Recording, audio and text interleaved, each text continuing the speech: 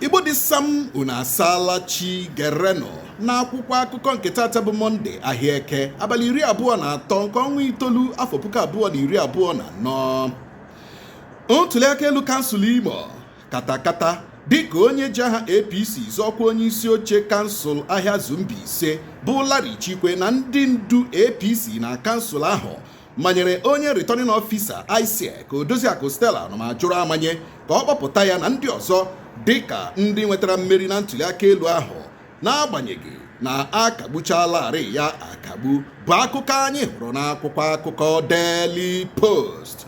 N'otu akwụkwọ akụkọ Daily Post ka anyị hụrụ akụkọ sịrị INEC ekwupụtala okpebuholo nke APC dịka onye nwetara mmeri dịka gọvanọ steeti Edo, ebe PDP na-agba ya bụ okwe ntụliaka elu ụkwụ. Ntụliaka elu kansụl Imo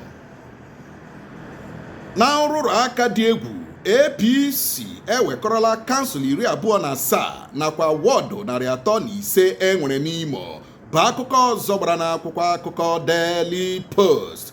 N'akwụkwọ akụkọ Defender Express ka anyị hụrụ akụkọ sịrị ntụliaka elu kansụl Imo, Innocent Ikpamezie, osote gọvanọ steeti Imo, edunyela ndị uwe ojii kụja otu nwaokorobịa ji aha otu pati African Democratic Congress ADC azọ ọkwa kanselọ Ụmụnọha Azarawodo n'ihi na ya bụ nwaokorobịa jụrụ ajụjụ ka ọ mara kpọmkwem ebe akwụkwọ ndekọ resọt sheet nọ. Ịvụ ala vụm onye enyemaka gọvanọ n'okwu ala bụ Pascal Nwakamma Dundum awakpola otu ezinụlọ n'Ọfọrọla, nwụchie otu nwoke na nwa ya nwoke n'ihi ala ezinụlọ ha nke Dundum na ụfọdụ ndị eze ọdịnala n'Ọfọrọla na-achọ ịnapụ ha, bụ akụkọ ọzọ gbara n'akwụkwọ akụkọ Defender Express. Na akwụkwọ akụkọ Vanguard ka anyị hụrụ akụkọ sịrị ọrịa ọgbụgbọ na ọnyụnyụ egbuole mmadụ 15 na steeti Adamawa. Ọ dị mma, unu ahụla ka esiri gbuo onye ibi mma ya eze ekwe n'ihe dịka o siri metụta ntụliaka elu kansụl enwere na steeti Imo, n'oke nrụrụ aka dị egwu, n'oke nrụrụ aka ntụliaka elu dị egwu dịka ejiri mara APC n'Imo. Ha emekwele ka ha si eme. Ọ dịghịkwa ndị Imo surprise, ọ dịghị ndị Imo surprise because mpa nrụrụ aka nọ n'isi n'Imo. Mpa ndị nrụrụ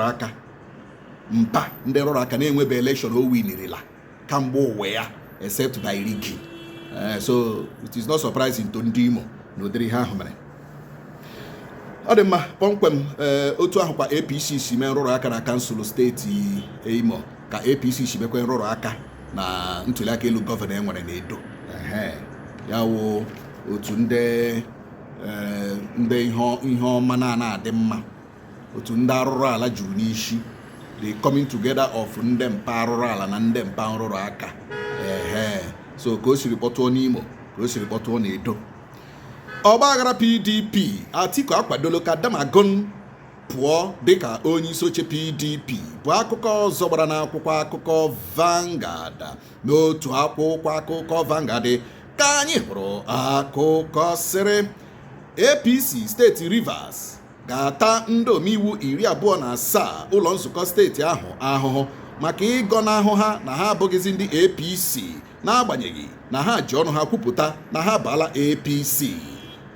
Ọtụtụ ndị atọhapụrụ n'ụlọ mkpọrọ na-alọghachikwa n'ụlọ mkpọrọ site n'ịda iwu dị iche iche ka onye isi ụlọ mkpọrọ ala anyị kwara n'arịrị, bụ akụkọ ọzọ gbara n'akwụkwọ akụkọ Punch. N'otu akwụkwọ akụkọ Punch ka anyị hụrụ akụkọ sịrị jirinụ agbara chekwaba ala Yoruba ka ndị ọgọ mmụọ gwara ndị eze Yoruba. DSS atọhapụla mmadụ 6 so mee ngagharị iwe ọchịchị ọjọọ dịka ha ga-akpọpụ mmadụ 3 n'ụlọ ikpe. Ndị omekome alala n'iyi eriri ọkụ latrik jikọtara Damaturu na Meduguri dịka steeti abụọ nọ n'itiri, bụ akụkọ ọzọ gbara n'akwụkwọ akụkọ Nigerian Tribune. N'otu akwụkwọ akụkọ Nigerian Tribune ka anyị hụrụ akụkọ sịrị ana m ebere Naijiria akwa ka Fintiri aka na chi steeti Adamawa kwuru n'ihi nrụrụ aka APC mere na ntụliaka elu gọvanọ Edo. Otu jikọtara ndị nkụzi ASUU mahadum nke steeti Imo agaala mfanye aka n'ụkwụ n'ihi ụgwọ ndị ejikọrọ ha bụ akụkọ anyị hụrụ n'akwụkwọ akụkọ Frontline Express na akwụkwọ akụkọ Announcer Express ka anyị hụrụ akụkọ sịrị otu pati apụga ADC ajụla ka okwe ntụliaka elu kansụl Imo siri gaa na mba nnọọ nakwa ike duru. Ọ dị mma ebe a ka anyị na-apịakọta ya kpamkpam bụ ihe omume anyị na akwụkwọ akụkọ mana tupu anyị apịakọ ya ọ dị mkpa ime ka anyị mata kpọmkwem na site na ikpe ahụ ụlọikpe ukwu kpere maka ndị omeiwu ụlọ nzukọ steeti Rivers bụ ndị ka na-eshikwa ọnwụ na ha ka nọ PDP mana ha ekwuola ere kwupụta ya n'ọnụ ha na ha bala APC mgbe ha na Fubara bidoro nwewe nsogbu mana ugbu a ha kachitekwara ọnwụ na ha ka nọkwa na PDP. Steeti Rivers APC na steeti Rivers ekwuola na ha ga-ata ha ahụhụ maka ime ha the more you look the less you see. Ọ dị mma dịka o siri gbara akwụrụ kpọmkwem Fintiri aka na-achị steeti Adamawa ebeela akwa maka Nigeria. Gọvanọ bega akwa because of Nigeria n'ihi gịnị? N'ihi nrụrụ aka emere na Edo. Ima Nigeria is gone, but you may not understand it. Obodo ahụ Nigeria is gone. Ndị nọ n'ishi are so corrupt. They are brazenly corrupt. As in they are fearlessly corrupt that no way he get there. That is the problem we are having in this country. Also by Nigeria. But anya ga lose hope. We cannot lose our hope. Makana okwukwe anyị nwere n'olileanya anyị wụ at the right time. At the right time. The Egyptians we are seeing today, we shall see them no more. Okwukwe anyị nwere. Ọ ga-emezu.